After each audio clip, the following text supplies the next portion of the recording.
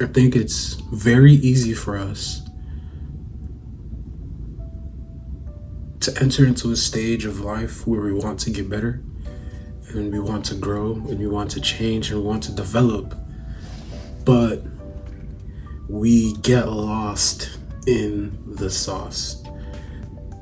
We get lost in the process of self-development and growth, that we lose sight of the things that are truly important. And so in this video, I hope that I can help you understand the things that are important and probably help myself as well.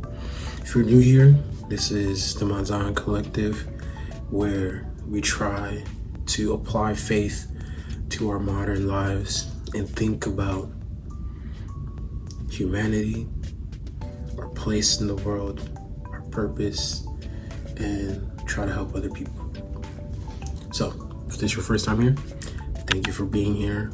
Welcome, and I hope you enjoy the video. One of the things that I've noticed since I've started posting consistently on YouTube is that I've began to think of my life in very content related terms. What do I mean by that?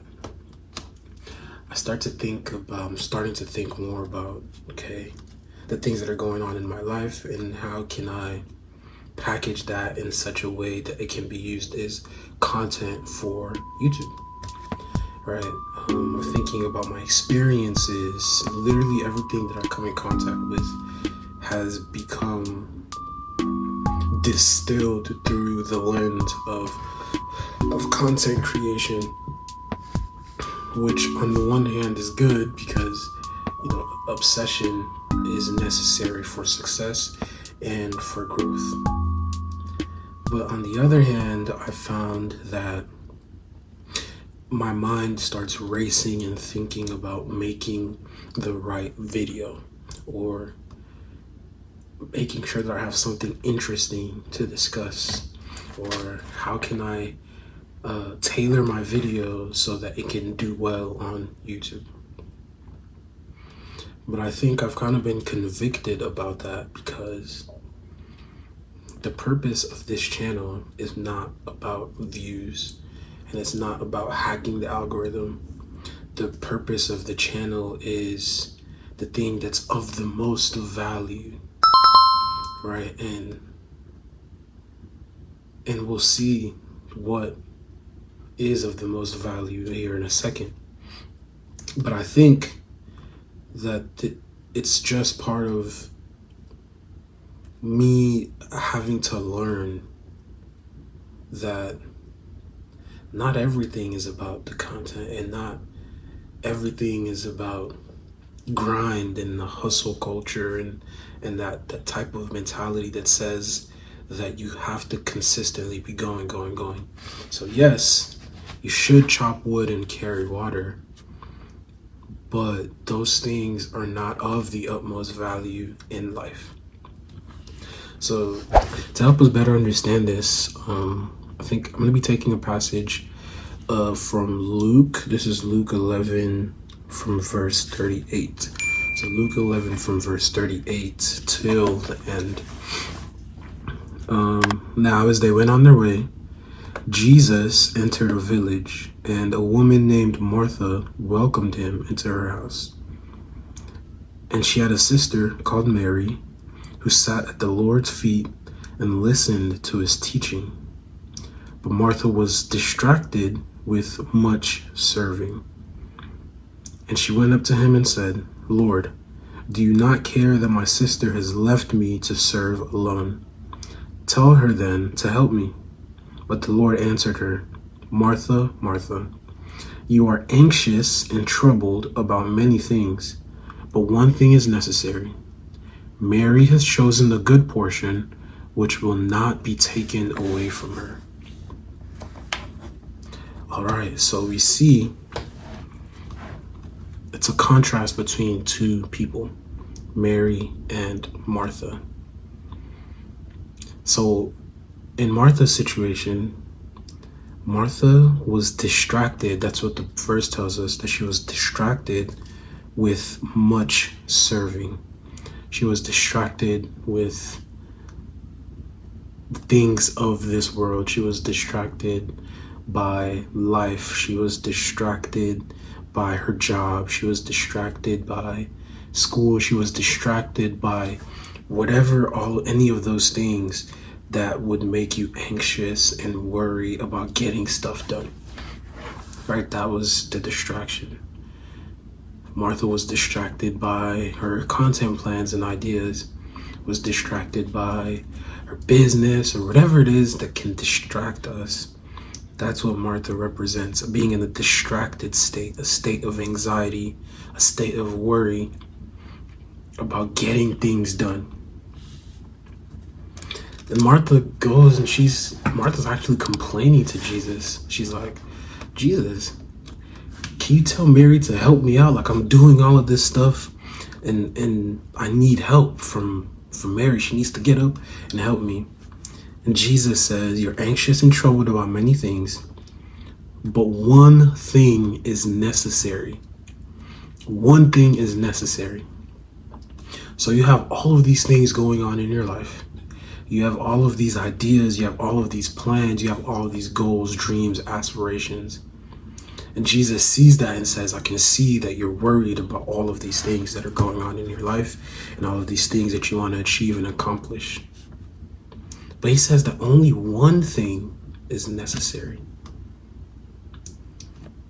In life, regardless of your situation and the things that you want to accomplish and get done, there's only one necessary thing. And what does Jesus say that thing is? So, in order for us to know what the one necessary thing is that Jesus says is of the most utmost value when we consider all of the things that we want to do and serve in our life, is we can literally just turn to verse 39. And it says, and she had a sister called Mary who sat at the Lord's feet and listened to his teaching. Right, so the one necessary thing is being willing and humble enough to come before the Lord and be near him and want to learn from him. All right, so that's the necessary thing in life. And Jesus says that that's the thing that will never be taken away from Mary. That's something that she has, not just in this world, but in another world.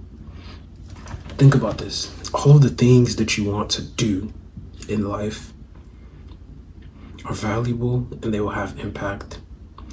But you can't take any of those things with you after you're gone.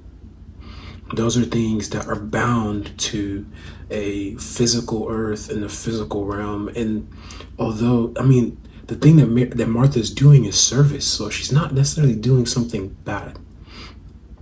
But it's just that her service, her job, her plans, her work, her craft, her trade or skill has made her think less about just being in the presence of Jesus and being with God and learning from him, right? And so Jesus is saying, you have all of these things that you want to put on your plate and all of these things that you want to get done.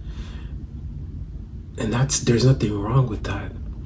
But only one thing is necessary and vital and important, and something that no one can ever take from you.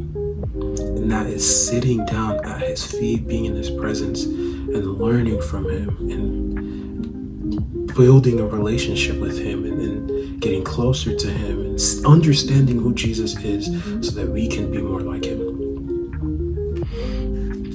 And so for me, this means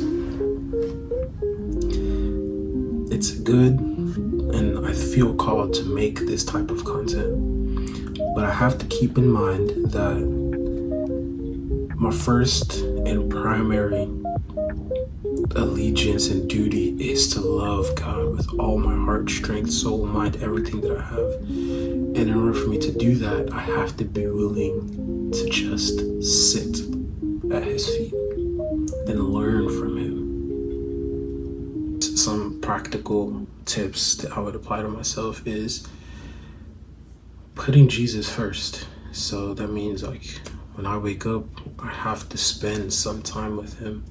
Right before I go to sleep, I have to spend some time with him, right?